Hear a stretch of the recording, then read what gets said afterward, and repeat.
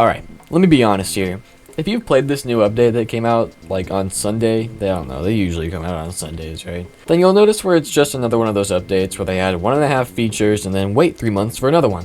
Which, yeah, that sucks, but whatever, we get content. But the two things that we were teased, I really wasn't expecting much out of. Props and teams. Which personally, I had the idea that all of this new content isn't made for traditional maps like the things that I make for actual Piggy maps. They're more so for things like minigames and things that stray from the actual game itself. Which, you know what, whatever, that's fine, but it's not my cup of tea if you get what I'm saying. However, when Ernie C3 did his stream about myth busting and stuff, I decided to hop in and see what was going on.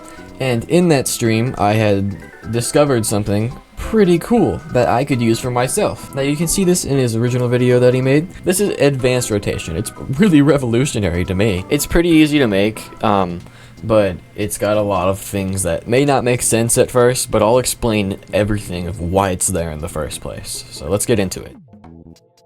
Start yourself off with 4 conveyors as shown, and then place an NPC right there. Then place a slope at the end of the conveyor, and resize it to whatever orientation you want it to be. Whatever the resizing of the slope is going to determine the rotation of the decoration.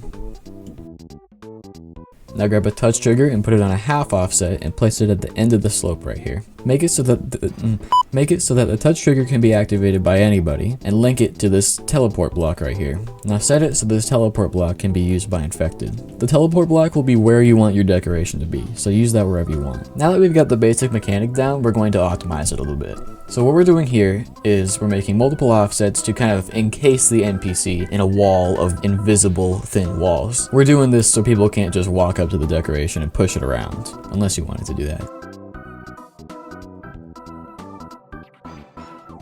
Place another touch trigger that goes inside of the NPC and have that connect to a prop block with whatever decoration you want, of course.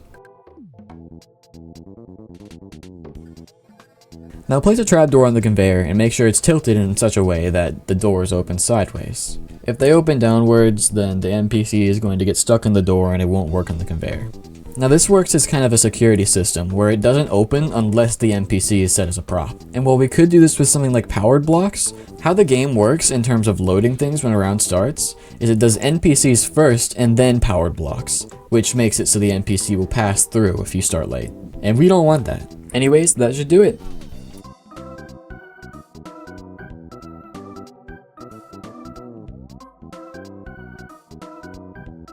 Anyways, that's all I've got for you now. There is something cool that I want to show you that regards to the new couch, but for some reason any color of the prop for the couch applies the color to the part that's not supposed to be colorable. I just thought this was a neat little bug that you might even be able to take use of, so I mean if you want to, go for it, but other than that, I'll see you around.